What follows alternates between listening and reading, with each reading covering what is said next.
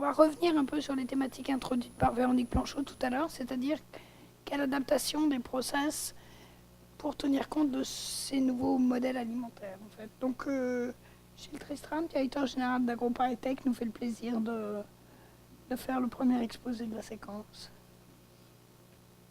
Merci Catherine. En fait, exposé qui résulte aussi d'un travail qui va être publié bientôt, je crois, où on est tous co-signataires avec quelques autres. Moi, je vais surtout essayer de donner un point de vue de cadrage avec quelques questions, et puis il y a des illustrations derrière qui consolident tout ça. Alors, comme j'étais pas là ce matin, je ne vais pas tout refaire. Je voulais juste dire là-dessus que, en fait, il y a beaucoup d'éléments qui concourent à ce qu'on soit amené à changer, et notamment à aller regarder les procédés à petite échelle. Évidemment, les enjeux du développement durable qui sont rappelés ici sont des éléments importants.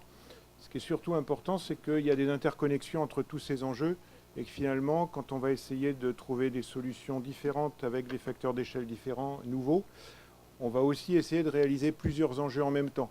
Et là, si on peut voir tout ce qui est lié au food, mais vous pouvez voir aussi tout ce qui est lié à l'eau et l'interaction entre l'aliment et l'eau et l'aliment et l'énergie vont être des enjeux qui sont tout à fait importants et avec lesquels il faut faire. Alors si on rentre un tout petit peu dans le détail, moi j'ai cette figure avec laquelle j'essaye de montrer la multiplicité des nouvelles reconfigurations. Donc ce qui est historique et connu dans le monde industriel grande échelle, c'est le triangle qui est en haut à droite.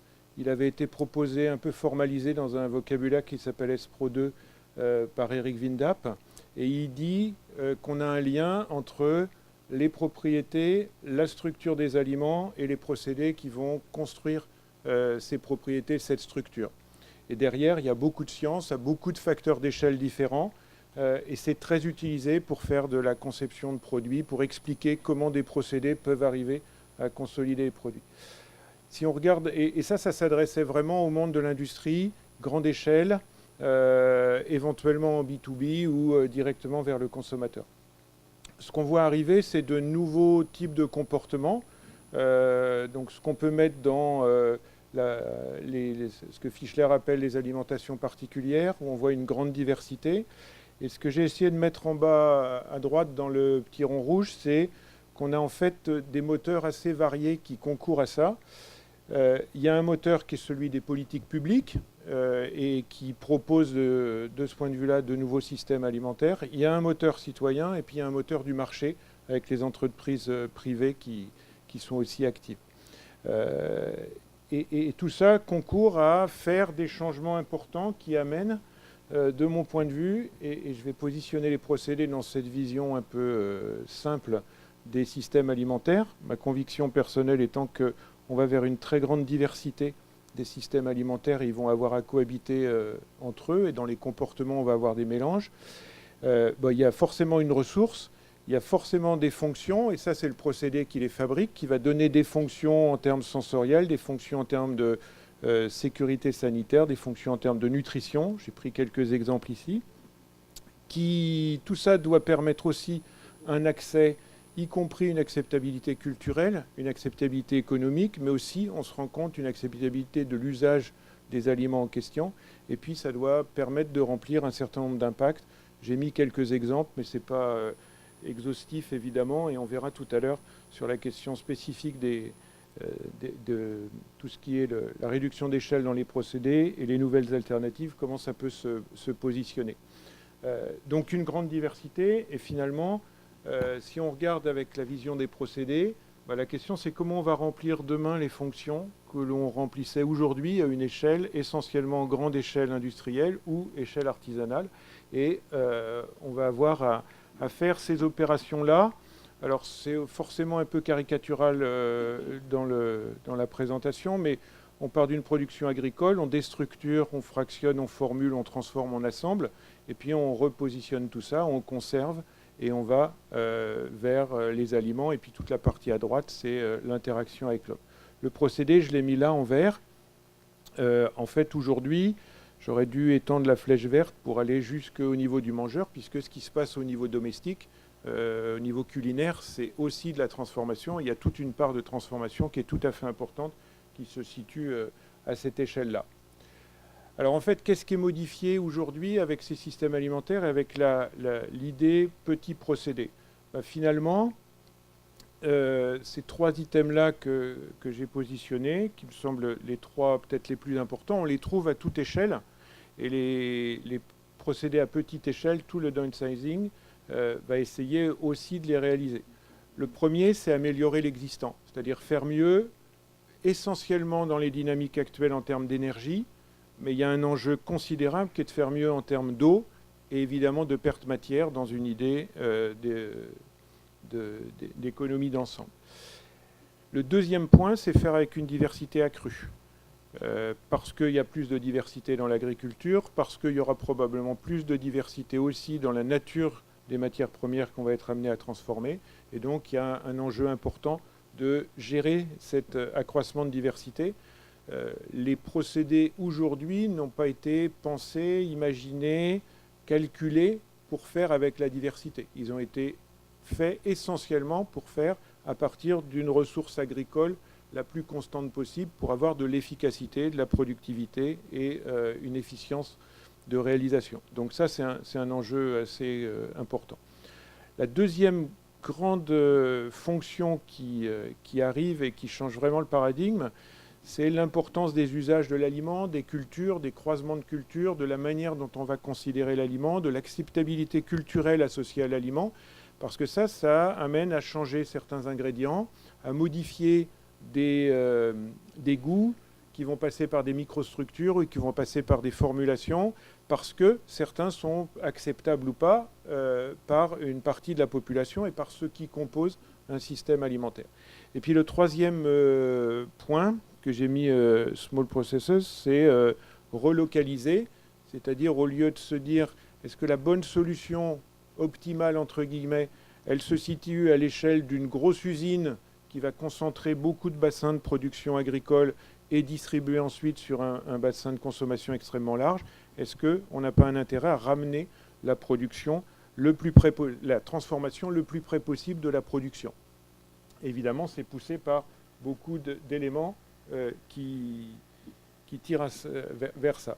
Alors pour moi, dans cette manière de repenser, il y a 6 grands axes que j'ai déjà été amené à présenter dans d'autres exposés.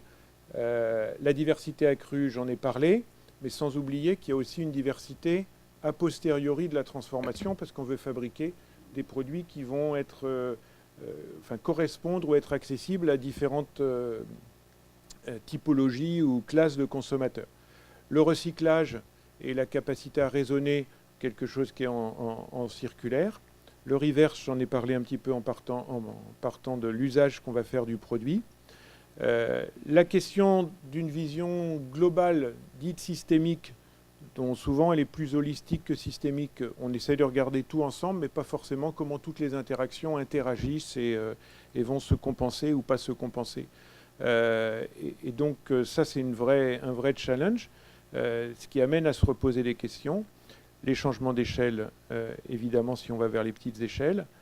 Être capable de faire avec la variabilité, ça veut dire qu'il faut introduire une dimension de résilience dans la conception qu'on va avoir, ce qui n'est pas trivial. En tout cas, dans le monde des procédés, ce n'est pas trivial. Ce n'est pas comme ça que c'est raisonné aujourd'hui.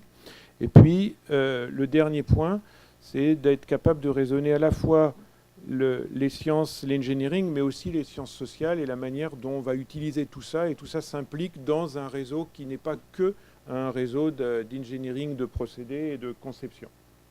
Alors, j'ai essayé de résumer sur une diapo, quand on regarde les procédés à petite échelle, où sont à la fois des solutions et quelles sont les grandes voies de technologie, de recherche pour certains cas, et les enjeux face auxquels on va avoir à répondre. Alors ce que vous avez en gris, en abscisse, en ordonnée, donc si je prends la première colonne, c'est les 3 grandes voies qui me paraissent les plus intéressantes aujourd'hui, les plus travaillées. Les technologies additives, on verra un exemple des imprimantes 3D, mais en fait c'est beaucoup plus large que simplement les imprimantes 3D, hein. C'est toute la capacité à associer des phases entre elles, à associer des composés entre eux, de manière à fabriquer un produit qui va répondre à un enjeu final. Les biotechnologies, évidemment, et puis les technologies de rupture qui sont là à toute échelle et qui restent un enjeu important. Ce n'est pas là où il y a le plus d'innovation aujourd'hui, mais c'est un domaine qui intéresse beaucoup de monde, notamment parce qu'il y a un enjeu quand on va descendre à petite échelle pour être capable d'avoir des technologies qui sont auto-contrôlées, de manière à ne pas avoir besoin d'un savoir-faire et d'une connaissance complexe que l'on est capable d'assembler à l'échelle d'une grosse usine, mais qu'on n'est plus forcément capable d'assembler si on va à petite échelle. En abscisse, j'ai mis 3 grands axes en gris. Le local, avec toute la dimension des circuits courts. Les écoparcs comme étant un enjeu important, c'est-à-dire un lieu où on va être capable d'avoir plusieurs types de fabrication et où la sortie d'une des usines va permettre d'être l'entrée d'une autre, et on est vraiment dans une circularité et dans une durabilité globale où le coproduit d'une filière alimentaire à petite ou moyenne échelle va être l'entrée d'une filière qui fait de l'énergie, des matériaux ou des molécules et qui fait une rentabilité globale. Donc ça, c'est vraiment le concept de l'écoparc dont on voit qu'il se développe. Et puis le troisième axe, c'est l'incidence de l'urbanisation, qui paraît évidemment importante, puisque toutes les projections disent qu'on va avoir de plus en plus de monde en ville, donc un changement de consommation et production et transformation associées, et qui va, la restauration au domicile, le domestique et la proximité. Ce que j'ai mis dans les rectangles tout en bas, c'est ce qui me semble être des grands enjeux avec lesquels on va avoir à faire. Et au passage, pour moi, il y a un enjeu important qui est notamment lié au local et au circuit court. Dans la relocalisation, c'est l'emploi et la façon dont on va être capable, par ce repositionnement, de repositionner aussi des emplois dans des bassins pour lesquels il y a de la perte. Et puis les rectangles qui sont en rouge au milieu essayent d'illustrer quels sont quelques axes. Alors je vais en prendre quelques-uns sans essayer de tout traiter, puisque après il y a quelques exemples. C'est sûr, quand on prend dans les technologies de rupture et dans les écoparcs aujourd'hui, on est à une échelle industrielle qui peut être de petite, moyenne ou de grande taille, mais on va trouver là un développement important de la robotique et de la manière dont ça va apporter des solutions et des manières de faire les aliments. Et on commence à voir apparaître des façons de faire les aliments qui miment davantage ce que l'on pouvait faire à une échelle culinaire, mais en l'amenant à une plus grande échelle et avec une certaine performance de réalisation. Deuxième grand axe important, j'ai dit tout à fait en haut à droite, tout ce qui est imprimante 3D, produits composites, etc. On va les illustrer tout à l'heure. Mais on voit aussi arriver de plus en plus à domicile ou à très petite échelle des biotechnos, l'archétype étant la microbrasserie qu'on est capable de voir dans un bar aujourd'hui et qui s'est extrêmement développée, qui est très installée, où il y a tout un système industriel qui est en place pour fournir ce qu'il faut pour faire la bière en question. Et là, vu la période, on est tous à faire des courses de temps en temps. Moi, j'étais fasciné de voir le nombre de dispositifs pour faire de la bière à domicile qui se vendent partout. Ça existe depuis 20 ans aux États-Unis, mais là, on le voit dans tous les magasins. Voilà. Et dans ces idées-là, il y a énormément de choses qui sont possibles, qu'on voit arriver. Je pense qu'on va voir arriver des technologies à enzymes qu'on pourra utiliser à l'échelle de la restauration ou à l'échelle domestique. Et tout ça est prêt parce que la connaissance, elle est prête et on le voit. Et on n'a pas besoin d'outils technologiques conséquents, d'infrastructures solides pour pouvoir le mettre en œuvre. Et c'est ça qui est un élément important. Il y a une certaine frugalité de conception qui se trouve dans ces démarches-là. Et finalement, il y a beaucoup de possibles. Technologiquement, il n'y a pas de verrou pour descendre aux petites échelles. Là où sont les verrous, c'est les usages qu'on va en faire et la maîtrise des conséquences.